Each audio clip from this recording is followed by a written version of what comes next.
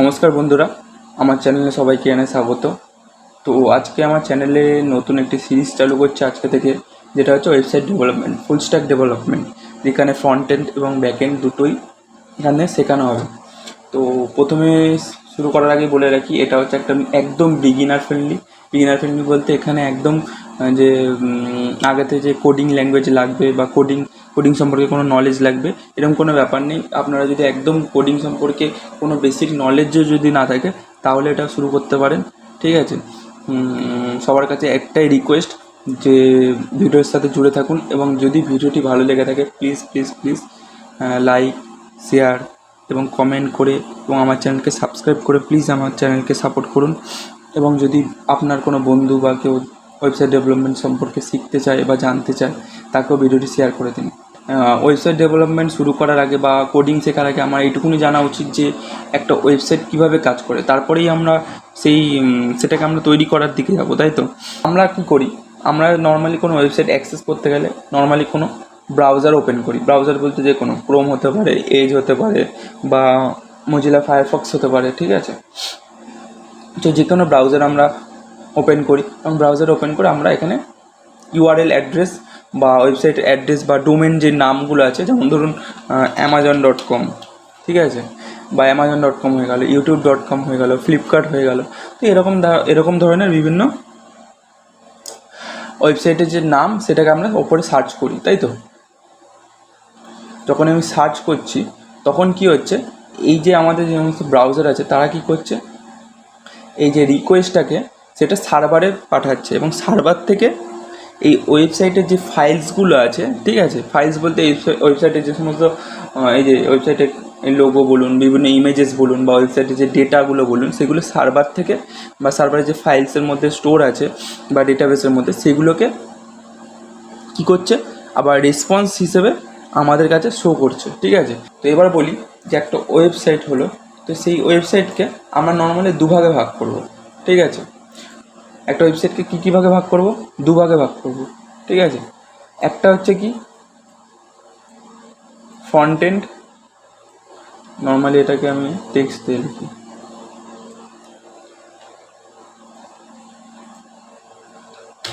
Front end.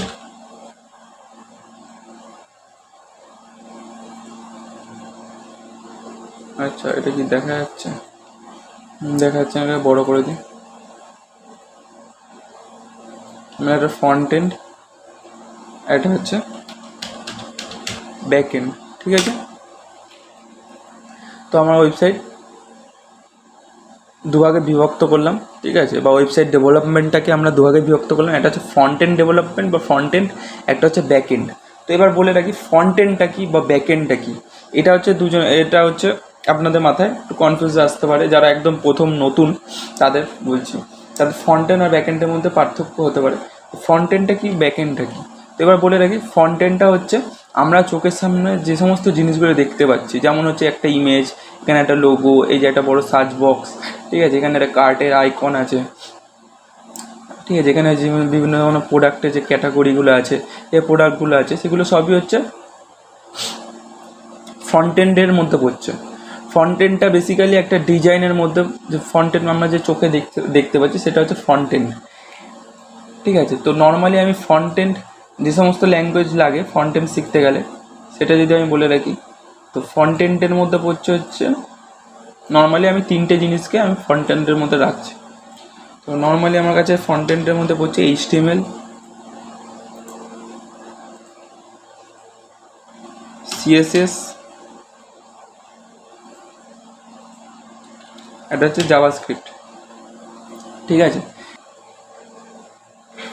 তো HTML সম্পর্কে জানতে গেলে আমার HTML এর কিছু একদম বেসিক সম্পর্কে তো HTML এর ফুল ফর্ম কী হলো, আমার কাছে HTML এর ফুল ফর্ম হচ্ছে হাইপার টেক্সট মার্কআপ ল্যাঙ্গুয়েজ, যেটা বললাম, ঠিক আছে, হাইপার টেক্সট মার্কআপ ল্যাঙ্গুয়েজ, ঠিক আছে। তো এবার বেশি কথা না বাড়িয়ে আমি HTML শুরু করা যাক। HTML শুরু করেই যা যা এর কীভাবে কাজ করছে সব একবারে তখনই আলোচনা করব। তো HTMLকে আমরা রান করার জন্য বা সেটাকে আমরা এডিট করার জন্য বা HTML কোড লেখার জন্য আমার কিছু কোড এডিটার দরকার, ঠিক আছে, যার মধ্যে আমি কোড লিখব বা কোডিং করব, ঠিক আছে। তো সেই কোড এডিটারের মধ্যে আমি ইউজ করব হচ্ছে ভিজুয়াল স্টুডিও, ঠিক আছে।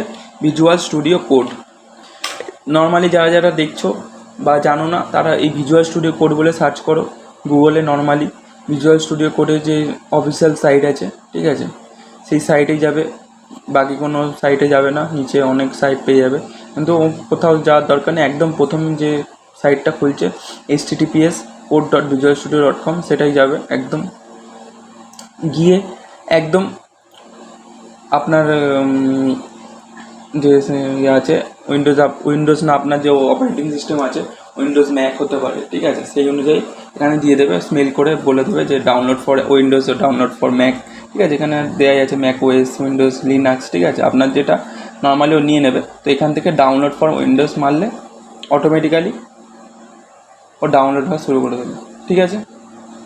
94.9 MB এটাকে ডাউনলোড হতে দেবেন, ঠিক আছে। তো ভিজুয়াল স্টুডিও ডাউনলোড হয়ে যাওয়ার পর নর্মালি একদম সিম্পল স্টেপ যা যা বলবে নর্মালি সেরকমভাবে ভিজুয়াল স্টুডিওটাকে ইনস্টল করে নেবেন, ঠিক আছে। যদি কারোর প্রবলেম হয় অবশ্যই কমেন্ট করবে, আমি দেখিয়ে দেবো কীভাবে তাহলে ইনস্টল করতে হচ্ছে। কিন্তু আমি বলবো নিজেরা চেষ্টা করুন, একটু খুবই ইজি, পরস্পর বলে দেবে, যা যা বলবে সেগুলো অনুযায়ী পরস্পর সেটাকে ইনস্টল করে নেবে। যা বেসিক একদম ইনস্টল, যারা কম্পিউটার একদম বেসিক চালাতে পারে তারাও ইনস্টল করে নিতে পারবে। আশা করি কারোর প্রবলেম হবে না, তাই জন্য আমি দেখাচ্ছি না, ঠিক আছে। তো ভিজুয়াল স্টুডিও কোড আমি এখান থেকে খুলে নিলাম, ঠিক আছে। নর্মালি ভিজুয়াল স্টুডিও হয়ে গেলে মানে ইনস্টল হয়ে গেলে যে নর্মালি এরকম একটা আইকন দেখাবে ভিজুয়াল স্টুডিও কোড, যেটাকে আমি এখানে ওপেন করে নিলাম, ঠিক আছে। নর্মালি আমি ওপেন করে নিলাম। তো আমি এর মধ্যে যে আজকে যে নতুন HTML কোড শুরু করছি, তো এখানে আমি একটা নিউ ফোল্ডার তৈরি করছি রিনেম করে, ঠিক আছে, HTML স্টার্ট বলে একটা ফাইল তৈরি করলাম বা একটা ফোল্ডার তৈরি করলাম। নর্মালি আমি এফের মধ্যে রেখেছিলাম, তো এফের মধ্যে আমার যে HTML স্টার্ট আছে সেটাকে ক্লিক করলাম, সিলেক্ট ফোল্ডার, তো এখানে সেই ফোল্ডারটা ওপেন হয়ে গেল, ঠিক আছে। খুবই ইজি ব্যাপার।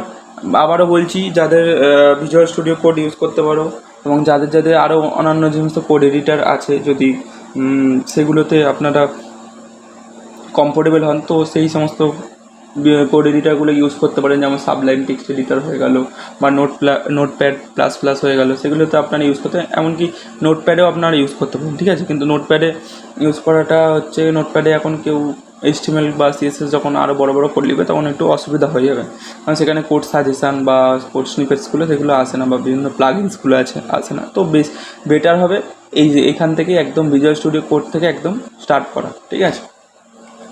তো নর্মালি আমি এখানে যে ফোল্ডারটা খুলে ফেললাম, তো ফোল্ডারের মধ্যে আমি একটা ফাইল তৈরি করি। যে ফাইলটা সবসময় HTML ফাইল এরকম তৈরি করবেন, যে এখানে ফাইলটা তৈরি করলাম, যে কোনো নাম দিলেন, ধরুন ইন্ডেক্স বা যে কোনো নাম, index.html,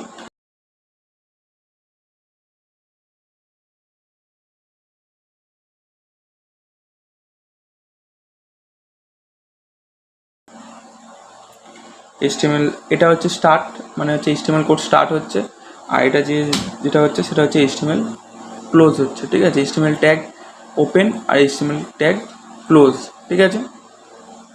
এবার আসি এই HTML ট্যাগের মধ্যেই আমাকে লিখতে হচ্ছে হেড ট্যাগ, ঠিক আছে। এই হেড ট্যাগ হচ্ছে কোনগুলো, এই হেড ট্যাগ হচ্ছে নর্মালি আমি বডির মধ্যে দেখতে পারবো না, হেড ট্যাগের মধ্যে যা যা লিখবো সেগুলো বডি ট্যাগের মধ্যে বা আমার HTML এর মধ্যে দেখতে পারবো না, কোনো ওয়েবসাইটের মধ্যে আমি দেখতে পারবো না, ঠিক আছে।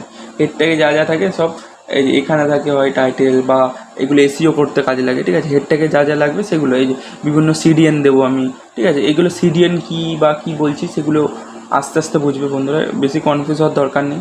আমি বলছি হেড ট্যাগে যা যা লিখবো সেগুলো নর্মালি ওয়েবসাইটে আমি দেখতে পাবো না, ঠিক আছে। আমি যদি এটাকে রান করাই, দেখিয়ে দিই, তো ইন্ডেক্সটা এখন নর্মালি ফাঁকা দেখতে পাচ্ছেন, কারণ আমি হেড ট্যাগ সবে লিখেছি, ঠিক আছে। তো হেড ট্যাগের মধ্যে হেড ট্যাগ যখন ক্লোজ হচ্ছে, তো হেড ট্যাগের পরে আমার শুরু হয়ে যাচ্ছে বডি, ঠিক আছে, বডি। তো বডি যেমন শুরু করেছি, বডি ক্লোজ করব, ঠিক আছে, বডি ক্লোজ করলাম। তো বডি ট্যাগের মধ্যে আমি যা যা লিখবো সেগুলো এবার আমি এই সাইটের মধ্যে দেখতে পারবো। ঠিক আছে, তো এই বডি ট্যাগের মধ্যে আমি যদি লিখি হ্যালো স্টুডেন্টস,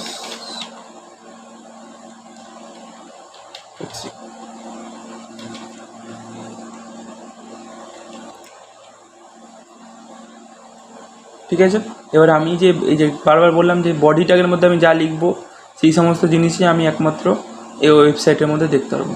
ঠিক আছে, এবার একটা জিনিস লক্ষ্য করুন, আমার কাছে আর একটা ইয়ে দেখাবো, যেটা হচ্ছে টাইটেল ট্যাগ। ঠিক আছে, যেটা বলে টাইটেল। ঠিক আছে, এই টাইটেলটা কী করছে, এই টাইটেলটা আমি সবসময় হেড ট্যাগের মধ্যে রাখবো। ঠিক আছে, টাইটেল, তো টাইটেলটা কী করবো, হেড ট্যাগের মধ্যে রাখবো। তো টাইটেলে কী লিখবো, টাইটেলে আমি যে নাম দেবো সেগুলো সবসময় এইখানটায় দেখাবে। ঠিক আছে, নর্মালি amazon.com যে লেখাটা দেখাচ্ছে স্পেনলেস, ভালো মতো দেখবেন, স্মাইল মোড, ঠিক আছে, এই সমস্ত লেখাগুলো আমি এখানে দেখাতে পারি। এখানে নর্মালি এখন যে ফাইলটা আছে সেই ফাইলটার নাম আছে, তো এই ফাইলটার জায়গায়, এই নামের জায়গায় যদি আমি যে কোনো নাম দিতে চাই, ঠিক আছে, ধরুন আমি ফার্স্ট HTML বলে দেখাচ্ছি। ঠিক আছে, তো সেই নামটা আমি যদি সেভ করি টাইটেল ট্যাগের মধ্যে, ভালো মতো লক্ষ্য করবেন, এতক্ষণ দেখাচ্ছিল index.html যে ফাইলটার নাম, এখন দেখা যাচ্ছে ফার্স্ট HTML। এখানে আপনার যে কোনো নাম দেখাতে পারেন। ঠিক আছে, বা ওয়েবসাইট রিলেটেড, যে আপনার ওয়েবসাইট কিসের ওপর সেই রিলেটেড আপনি এখানে নাম বা কোনো ট্যাগ লাইন, আপনার কোম্পানির ট্যাগ লাইন, সেগুলো এখানে দেখাতে পারেন। ঠিক আছে, ক্লিয়ার? তো আমি কি করলাম, ভালো মতো দেখুন, HTML ট্যাগ ওপেন ক্লোজ, তার মধ্যে হেড ট্যাগের মধ্যে টাইটেল হেড ট্যাগ যেখানে শেষ হয়ে যাচ্ছে, তারপরে বডি ট্যাগ শুরু হচ্ছে, বডি ট্যাগের মধ্যে আমি যা লিখবো সেগুলো আমার এই HTML এর ডকুমেন্টের মধ্যে শো করছে। বুঝতে পেরেছেন? এতদূর ক্লিয়ার? তো বন্ধুরা, আজকে এইটুকুনি। ঠিক আছে, নর্মালি আজকে ফার্স্ট দিনে যারা একদম বেসিক আছে তাদেরকে একদম দেখানো। যদি আপনাদের কোথাও বুঝতে অসুবিধা হয় অবশ্যই কমেন্ট করবেন, আমি চেষ্টা করব প্রত্যেকজনের কাছে রিচ আউট করার এবং তাদেরকে হেল্প করার জন্য।